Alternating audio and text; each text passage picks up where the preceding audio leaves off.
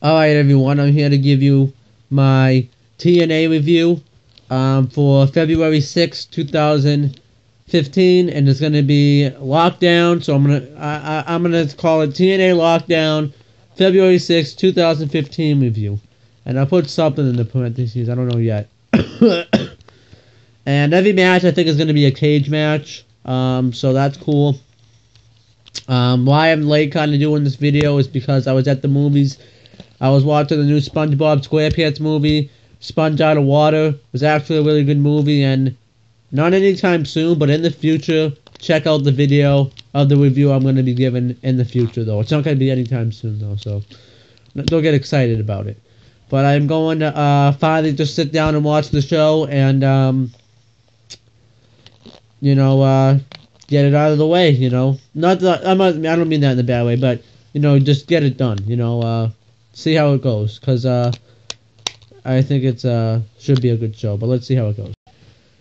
I just want to mention that I have to have my retainer in, so like I said, if you can't understand what I'm saying, I'm sorry. I haven't been wearing it all day, so I have to put it in at some point.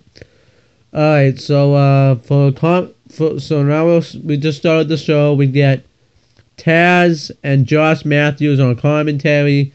And we get the first match. It's James Storm and Abyss with Koya, the Great Sonata, and Manic out there defending the World Tag Team titles against the Hardys, Matt and Jeff. And it is a cage match, because every match on the show is going to be a cage match. I want to make sure I don't stress that enough. The cage match, you could win by pinfall, or you can escape through the door over the top. And the Hardys just come in there. They kick Storm and Abyss's asses pretty much. They hit the Poetry of Motion, splashes in the corner. The Hardy hits it on both of them. They hit the splashes in the corner, drop kicks in the corner. Manic tries to interfere, and Matt and Jeff superplex. Matt superplexes Storm, Jeff superplexes Manic, and then the Hardys handcuff Manic to the rope so he can't interfere anymore, which I thought was a smart idea. And then the Hardys double superplex Abyss, and then James Storm gets a low blow, and then Abyss and Storm take control of the Hardys. And also, one other the Hardys also hit a Jeff Hardy hit a leg drop to the gut of Abyss, and Matt Hardy hit a leg drop at the same time. I thought that was cool. Abyss slingshotted, I think it was Jeff, into Storm, and then he did a DDT. I thought that was cool. And then they kept throwing the Hardys into the cage. They just beat the crap out of them. And then the Hardys made a comeback. Jeff Hardy hit a whisper. Actually, I want to mention one other thing. James Storm also did an elbow drop off of Abyss. That was cool. And then Abyss tried to cover him. And then it was on a mat, and Matt Hardy kicked out. And then Abyss did the splash. And then Jeff Hardy hit a double whisper in the wind on both Abyss and Storm. And then the Hardys make a comeback. They're just going off on Abyss and Storm. They both hit Twist of Fate. Matt hits a Twist of Fate on James Storm. And Jeff Hardy hits a Twist of Fate on Abyss, but he doesn't fall down. And then Matt Hardy does it. And then Matt Hardy Twist of Fates James Storm off the top rope. I know I'm getting ahead of myself, but I just want to mention it. And then Koya pulls out Matt Hardy through the camera hole. Koya and the Great Sonata double team Matt Hardy, lay him out. And the reason why it doesn't count as a win is because both members of the team have to get out. And it's not tagged either. They could both be in the match at the same time. So then Jeff Hardy hits the Twist of Fate on Abyss. He goes for the Swanton. The Great Sonata comes up, spits mist into Jeff Hardy's face. And then James Storm hits the last call super kick for the win. And then so Storm and Abyss retain the titles. But afterwards, that's not good enough. They move the steel steps. And Abyss burns out a table. Matt Hardy tries to fight back. but Koya puts Matt Hardy through the table, and then they go to do it to Jeff Hardy. Abyss just breaks the handcuffs to free Manic, and Storm tells Manic to go off the top, and Manic goes to splash Jeff Hardy through the table.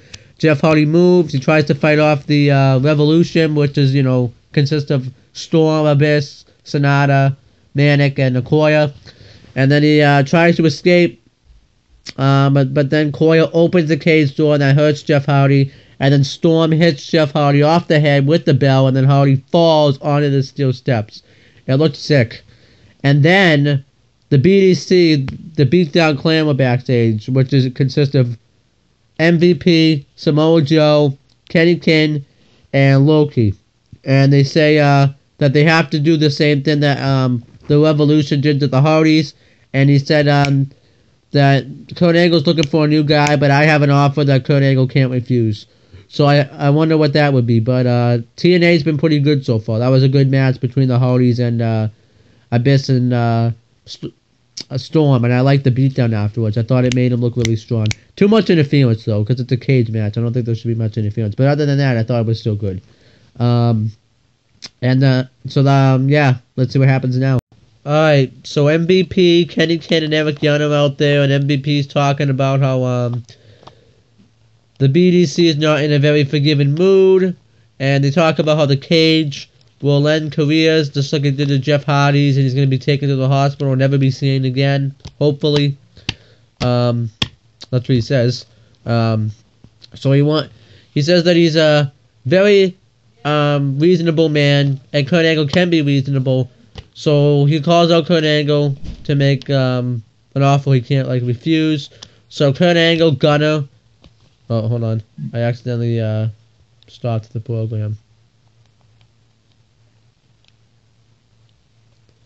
Okay.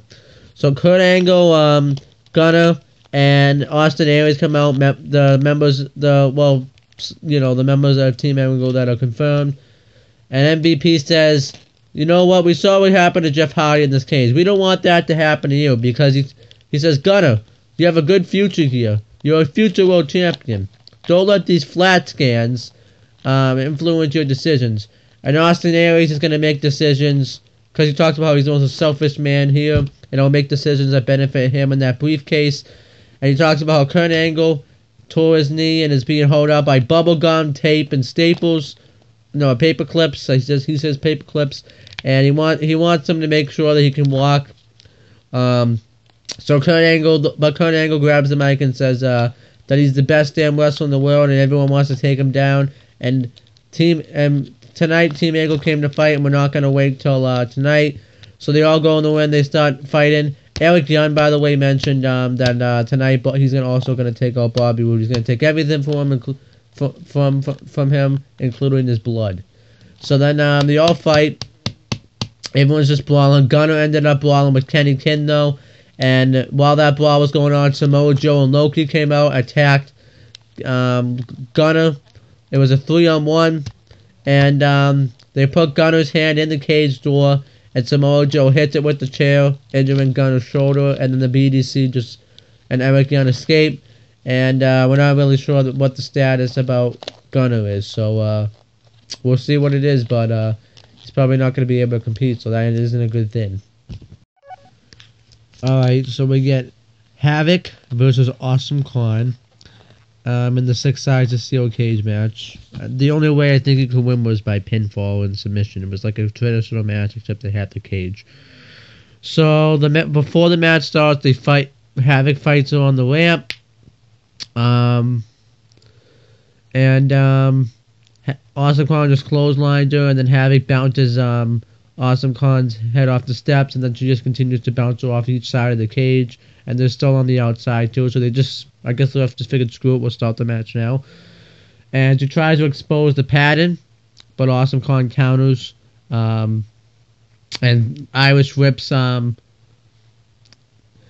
into the steps, and then they get back in the ring, and then they have like a face-off, like nothing happened to them. And then they just start going at it. They try to do the choke slams. They both power out of them. Havoc hits a big boot leg drop, and when Awesome Khan kicks out, she gets right up and just stares right in Havoc's face. And then Havoc does hit the choke slam, but Awesome Khan gets up like it didn't happen. Then Awesome Khan does it, but Havoc doesn't. But Havoc does stays down, and then Awesome Khan tries to go off the second turnbuckle to do a splash, but Awesome Khan counters and tries to like suplex off the turnbuckle, but it fails. Awesome Khan bounces Havoc's leg off the turnbuckle and then hits a power bomb and a splash off the second turnbuckle for the win. So I thought this was a great stuff because it was cool to see them clash, and I hope we can see it again. And then yeah, that's it. So I hope that was this was a great match.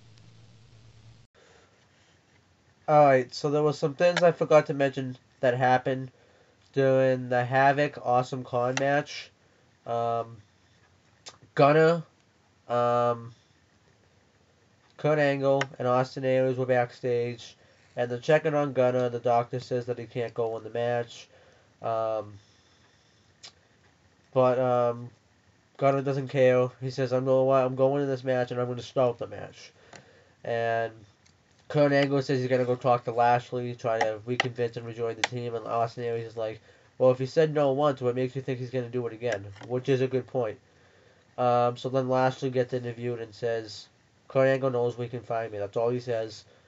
I like how Lashley doesn't say much because they know he's crappy on the mic. So then we get the next match. Oh, then the beautiful people, which consisted of Velvet Sky and Angelina Love, were backstage 2 weeks ago. This was after Velvet Sky got fired. And she told Angelina Love that she was fired. She was all upset. I noticed Angelina Love has a flip phone, which is kind of weird. Because I would think somebody like her would have like a smartphone. So it makes me feel a little bit better about myself because I have a better phone than Angelina Love does. But she's all upset about it too. But she's like, "Wow, you're leaving," and she like smirks a little bit. She's like, "I might be all by myself." So then they pack their things, and she's just acting really sorry. Velvet Sky says, "I was just trying to be a good girlfriend, but I got the pink slip." And the beautiful people were successful for 8 years, but now we failed. And they hug, and then Angelina Love says, "Ugh, finally." I thought that was funny. Then we get the match, Bobby Roode versus Eric Young, 6 Sides of Steel. I thought this was going to be like a first blood match because they were talking about how they're going to make him bleed. So I thought this would be a first blood match, but no. Bobby Roode's going off. I was kind of falling asleep a little during this match, so I don't remember it much. But Bobby Roode's going off on Eric Young. Eric Young returns the favor, throws Roode into the cage, he slams him into the cage, and he splashes him into the cage. And then he calls out someone, and MVP comes out, hands Eric Young a chair. Eric Young goes to use it. Roode moves out of the way, and he hits the cage. Roode throws Eric. Eventually, Roode ends up like slingshotting Eric Young into the cage, and he gets busted open. So he did what he accomplished to do. And then Eric Young, Roode goes to go off the top and hit a Roode bomb on Eric Young. Eric Young hits a power bomb off the top, and then Eric Young hits an elbow. Roode kicks out of it, and then Roode hits. Eric Young goes to do the elbow again. Roode throws a chair at him, hits all his moves on him, and then hits the Roode bomb for the win on the chair, sort of. And then so that was a good match actually. I liked it. And then afterwards, Kurt Angle goes backstage to try to convince Lashley to join the team. Says that you need me and I need you, and if we all get taken out, you're going to be by yourself to face the Beatdown Clan. So I thought it was fine. But I was, like I said, I was falling asleep a little. And I'm going to bed because I've been up since like 6 o'clock. And I'm going to finish watching the show at some point. I have no clue when because I have a lot of homework tomorrow. And I got stuff I got to do. I made plans for Sunday, so I will at least finish this show before the next show. So I will try to make the time, but yeah, I will definitely do that. But I'm going to bed. Good night, everybody. I hope you guys had a great day, and have a good night's sleep. Alright, so now it's Monday, and it's 1:12 in the morning. It's probably going to be a little bit later when I upload this, because I'm going to be talking for a while. I know, I've done a lot of things since Friday. I did my homework. Okay, here's what I did in order. I went to bed, woke up, ate breakfast, took a shower, went to my friend's house. Well, my friend came here, then I went to his house, came back, did homework, and then I watched the interview. We viewed it on my other channel, Owen the Talkinator, which you can subscribe to. It's in the description box down below. That's the way you plug a channel. And then I watched the mid-season premiere of The Walking Dead, reviewed that, and then I started watching some more of TNA, which I'm going to be reviewing for you right now. So now what happens is Rockstar Spud and I forget his name. It's the guy that won Season 2 of Gut Check. I think his name's Mason Andrews or something. And they have a match with Tyrus with Ethan Carter III, or EC3 for short, and they have a match with him. Pretty much, and it's inside the cage because every match at Lockdown's in a cage, and Tyrus is beating the crap out of both of them, pretty much just destroys them, and then they have like a small little comeback. Then Tyrus beats the crap out of him again. He tries to powerbomb Rockstar Spud, but Rockstar Spud uses the cage and just kicks Tyrus in the face like a bunch of times. And then he does a flip right off the cage, right onto Tyrus. And that was awesome. And then EC3 spits in Mason Andrews' face. So Mason Andrews goes after him, but he clips his leg and the back of his head hits the steel steps. So then Rockstar Spud, he uses that to distract Rockstar Spud, and he slams the door in Rockstar Spud's face when he tries to go after EC3, and Tyrus throws Rockstar Spud up and hits like a Samoan spike for the win, and Tyrus wins. That was about it. And then afterwards, EC3 brought a razor down there, and he tried to use it to shave Rockstar Spud's head, but Jeremy Borash, the ring announcer, cut the cord so he couldn't shave him, so EC3 went off after him. So I thought this was okay. It wasn't anything special or anything, but it was fine. So when I get a chance, because my mom is actually now going to watch the same Walking Dead episode, she's going to watch it in there, but when I get a chance, I will watch the rest of TNA. Alright, so now it's Monday morning night at 9:24, and I'm going to be finally done reviewing TNA. I had to go shower this morning, so I have no school, so I have time to do videos that I need to do. So Bobby Roode gets interviewed, and he says that him and Eric Young were friends for 15 years. They came into the business together. They came into TNA together. But he threw that all away in 1 second when he cost them the World Heavyweight Championship. And he said that's nothing that he's not going to forget or forgive. And he also says that he told Eric Young tonight he was going to take his blood, and he did. And he says now he's going to get focused back on getting. And he also told him in the match that Eric Young was like a brother to him. And now Bobby Roode says that he's going to focus now on getting back his TNA World Heavyweight Championship. And then I guess earlier in the night, Robbie E challenged Brooke to a race, or like a series of obstacle courses where they spin a baseball bat 3 times, race up to the cage, and then they have to get out of the cage and go to the finish line. Thank God this wasn't on TV. Brooke won. I actually wasn't that shocked. So then we get the Lethal Lockdown match. And the rules are that 2 guys start the match. It's inside of a cage too. Two guys start the match, and then the guys keep coming in, and then once everybody's in the match, the only way to win is by pinfall or submission, but you can't do it until everybody's in the match. So, Kennington and Gunner start the match, and I thought it was good stuff. Kennington goes after the arm of Gunner, but then Gunner backdrops Kennington into the cage, throws him into the cage, hits him off the head with a trash can lid.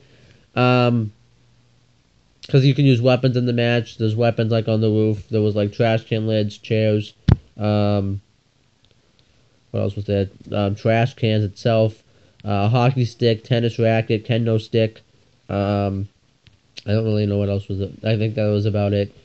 And so then Gunner chokes him with a nightstick. There was a nightstick there. Gunner beats him with a nightstick, chokes Kennington with it. And then Low-Key comes out next, and